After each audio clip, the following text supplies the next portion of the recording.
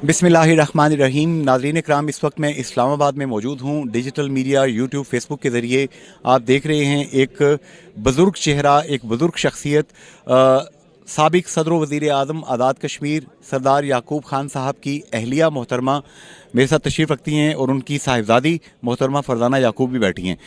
मैं ये अब इंटरव्यू यहाँ से पहाड़ी ज़ुबान जो हमारी मीरपुर की रावलाकोट की ज़ुबान है इसमें बात करूँगा। क्या हाल है तुसाना?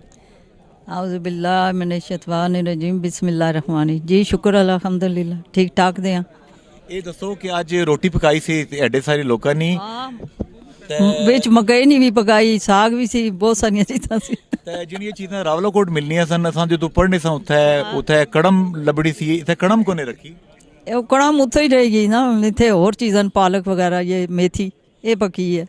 ये दसो कि तुसां रावलाकोट तो तलक तुसां ना ते तुसां इस्लामाबाद विच भी रहने हो, सदर साहब ने नाल तुसां अपने मजाजी खुदा नाल पूरी दुनिया फिरने रहे हो, ते तुसां ना दिल फिर भी रावलाकोट च लगना वजह कैसी? वो अपना अपनी जगह है ना, अपना कश्मीर जो है।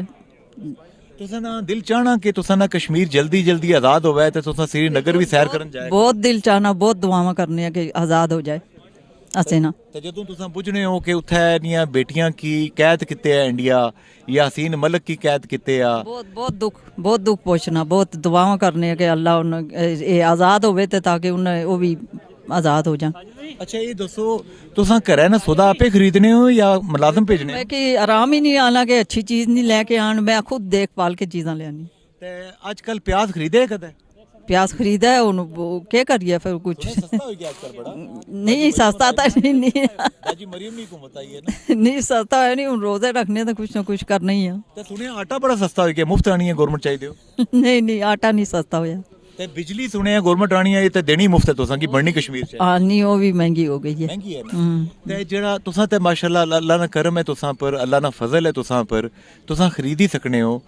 ਉਹ ਜਿਹੜਾ ਬੰਦਾ 500 700 हज़ार रुपया दिहाड़ी है जिस बंदे नी, जिसने 2-3 बच्चे न, वो गुजारा कर ही सकना? नहीं नहीं नहीं कर सकना। क्या महंगाई बहुत ज़्यादा हुई है तो क्या ये इस बारे किसकी अपील कर सो कि कुछ करे? अल्लाह की अपील कर सो? अल्लाह की करने जो पाकिस्तानी गवर्नमेंट है उसनों करने। ये दसो कि तुसां तियां भैणां सारियां तकनियां तुसां की इसलै बरतानिया च तकनियां पियां, असां ने प्रोग्राम उत्थै भी जाना, अमरीका भी तकनियां पियां। ये तमाम लोग आने न कि कश्मीर नी आज़ादी आस्तै 70 साल 75 साल गुजरी गए, तो हुकूमत पाकिस्तान की आज़ाद कश्मीर की हुकूमत की संजीदा होना चाहिए न, तो कोई सही तरीके ना, सही रस्ते पर, सही रुख पर काम करना चाहिए ना, करना चाहिए ना। बिल्कुल करना चाहिए, करना चाहिए ना। अस भी आखने ते तुसां अपने घर आह्ले जेह्ड़े हैन तुसां ने उ'नें समझाया करो ना कुछ करन लोग। समझाने हो करने ने, किस तरह कहने हो कि नहीं करने, वो तो सारे तो ज़्यादा करने। अच्छा तुसां उन कोल डरने हो ज़्यादा या तुसां कोल ज़्यादा डरने? कोई नहीं डरना क्यों। नहीं मैं तो सुने तुम दो अल्लाह कोल डरने हो। नहीं अल्लाह को डरने ना, बंदे को नहीं डरना। सच्ची सच गल होवे ना फिर नहीं डरना, कोई नहीं डरना चाहिए। नहीं। ते ये दसो कि आखिरी गल जेह्ड़े बच्चे तुसां नी गल बुझने पे न इसलै कि हक हलाल जेह्ड़ा है उस ना जिंदगी च कितना असर होना है कि हक हलाल होवे घट भी होवे ते अल्लाह ताला बरकत पाना उसने। हाँ बिल्कुल बिल्कुल पाना, बिल्कुल पाना। हाँ हूँ अंदर कुछ होर होवे बाहर कुछ होर होवे तो फिर वो नहीं हो सी। ते तुसां सरदार साहब कोलों जदों महीने ना खर्चा मंगने हो ते तंग ते नहीं करने? नहीं खर्चा मेरिया अपनी चीज़ां मैनू क्यों तंग कर सन।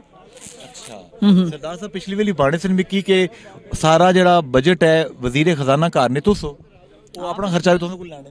बिल्कुल हाथ कोट के रखना पैना। तुसां दी बेटी जेह्ड़े न एह् भी वजीर रहे न, फरजाना याकूब साहिबा, ते तुसां समझने हो कि इन्हां सरकारी पोजीशन में जितने भी काम किते न वो अच्छे काम सन? बहुत अच्छे किते, कोई गल नहीं सुनी इस वक्त तक, बहुत सही काम किते नहीं। तुसां ने हल्के ने लोग अजे भी आमने हो सन, तुसां नी तोली पीर नी सड़क है, मैं गया सा उत्थे बड़ी भज्जी भी सड़क सी, एक कदू बनासो? ये भी बन जासी अगर इतनी तक हो गई है तो, पहले तो है ही नहीं सी ना, है ना, हूँ आस्ते आस्ते बननी जा रही है, इंशाल्लाह बन जासी। कोई बच्चों की कौम ने कोई पैगाम देना चाहो तो दियो। बस यही कहनी हाँ कि नेक रस्ते चलन, पहले तो अपने नेक नेक जगह अपनी नमाज कुरान इससे ज़्यादा ये इन्ना की होना चाहिए। उस तो बाद जेह्ड़े पढ़ने तो उसते भी इन्ना ना अल्लाह इनकी कामयाब करे और नेक बनसन तो फिर ये अच्छे काम भी होगा। जी गालबन अल्लामा इकबाल का शेर है कि अमल से ज़िंदगी बनती है, जन्नत भी जहन्नुम भी, ये खाकी अपनी फितरत में न नूरी है न नारी है। मिसिज सरदार याकूब खान, आपका असली नाम क्या है?